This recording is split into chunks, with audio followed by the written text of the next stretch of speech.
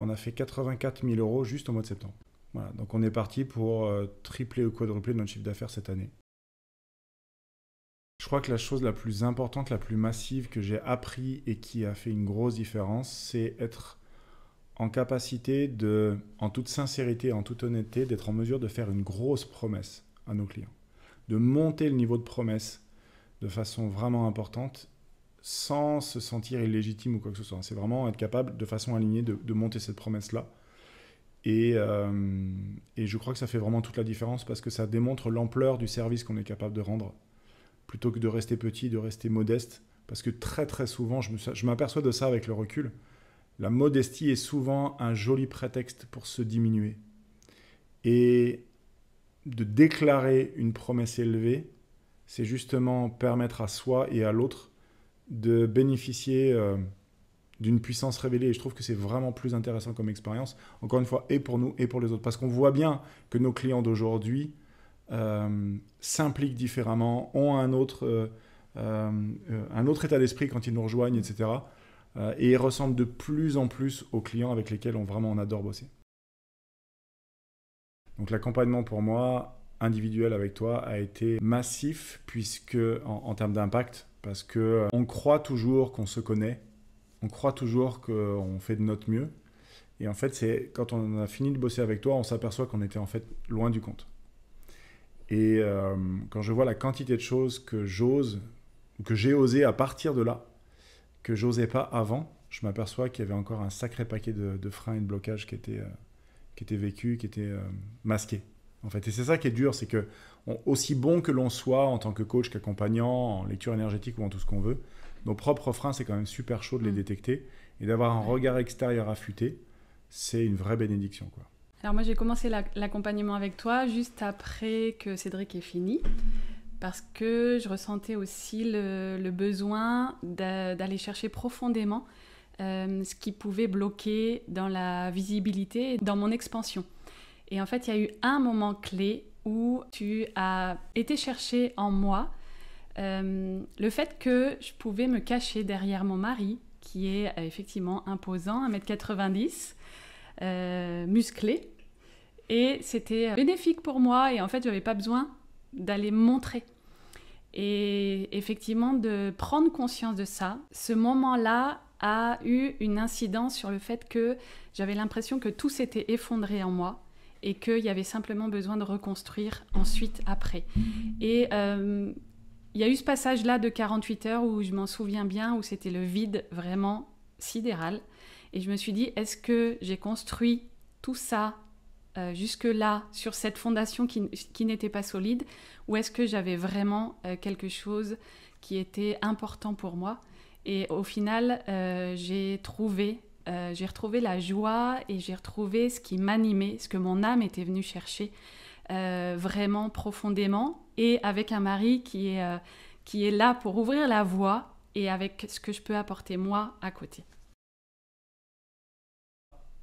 En fait, en me confrontant à l'idée de pourquoi c'est dangereux d'être dans la lumière et de briller et d'être vu, en fait, ça m'a ramené à un souvenir où j'étais au collège, peut-être en cinquième, quelque chose comme ça, et il y avait les petits caïds du collège, et je passais à côté, et comme je suis assez grand, je mesure presque 1,90 m, j'étais le gars visible, mais qu'il fallait faire redescendre, parce que j'étais trop visible alors. Et du coup, les petits caïds du collège s'amusaient, se délectaient de venir m'emmerder, et comme j'étais quelqu'un d'assez timide à ce moment-là, je me suis assez vite plié à leur supériorité et à leur domination, en me disant, si jamais je suis visible, j'ai des problèmes. Donc du coup, j'ai intégré la leçon, autant rester caché pour être peinard, quoi.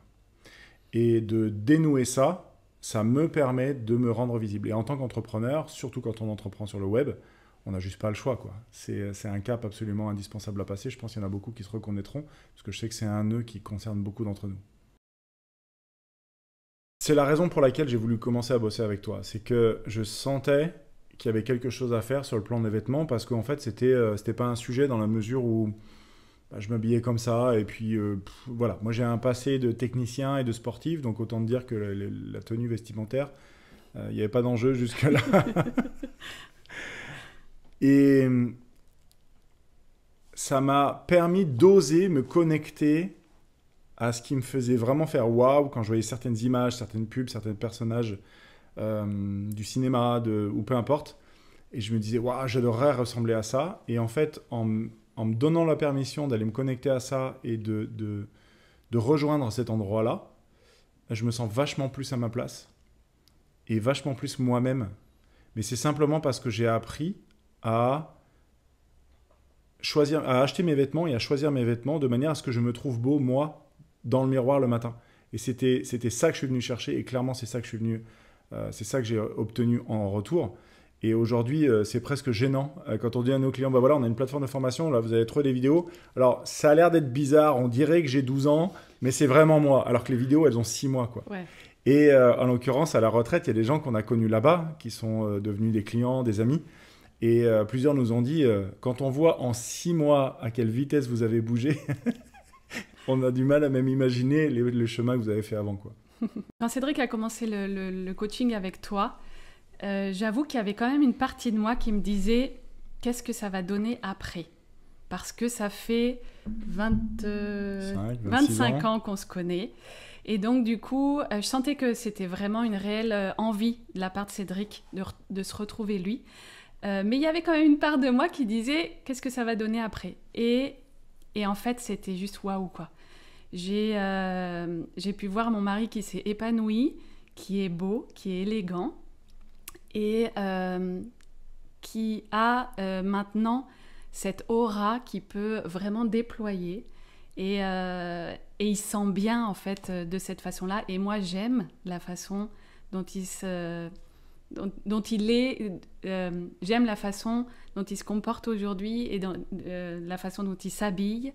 Ça le rend encore plus beau. Qu'est-ce que j'ai pu capter de plus ? C'est la puissance de mon mari. Je la percevais déjà d'avant, mais là, elle est vraiment très présente. Et du coup, c'est vraiment quelque chose qui va pouvoir déployer. Et en fait, je sens qu'il y a son corps physique, mais il y a toute son énergie et sa puissance qui peut aller au service des autres, qui peut permettre à chacun de se connecter à cette puissance-là.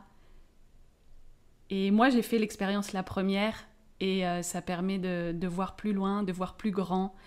Et ça, c'est vraiment entraînant. On s'en sert même avec nos clients aujourd'hui, en atelier. Oui. Dans la lampe, on leur dit connectez-vous à l'énergie de Claudine, connectez-vous à l'énergie de Cédric, sentez la différence. Et pas plus tard qu'hier soir, c'était ok, connectez-vous à mon énergie, j'ai essayé de vous challenger avec mon énergie et essayer de faire un exo en particulier. On se sert de ça, c'est devenu même un outil de travail, cette puissance qui est disponible. Et ça nous permet aujourd'hui d'envisager l'année 2023 déjà dans des dimensions qui sont sans commune mesure avec ce qu'un être humain normal est capable d'envisager, et avec énormément de sérénité, d'alignement. C'est pas de l'ambition, c'est pas de l'avidité, c'est juste que voilà, en fait, il y a vraiment cet effet de levier et cette trajectoire qui continue de grimper quasiment de façon exponentielle, qui est assez dingue. Sur ce que moi j'ai perçu de l'évolution de Claude, en fait, ça fait le pont avec 25 années de vie commune. On est ensemble depuis 25 ans, ça fait 15 ans qu'on est mariés. Et j'ai toujours senti qu'il y avait en elle un diamant pas taillé. Et 25 ans plus tard, parce qu'elle commence le job avec Romain, il y a ce diamant qui commence vraiment à briller, à scintiller. Et j'ai vraiment une reine à mes côtés. Et c'est vraiment énorme parce que vous savez, vous connaissez peut-être cette expression qui dit derrière chaque grand homme, il y a une grande dame. Voilà. Et c'est parce qu'il y a Claude, en fait, que moi, je parais comme un mec génial et rayonnant, mais c'est parce qu'elle est là. Et plus elle grandit, plus elle illumine, plus elle rayonne, et plus moi, ça me porte. Et du coup, on s'est bien trouvé.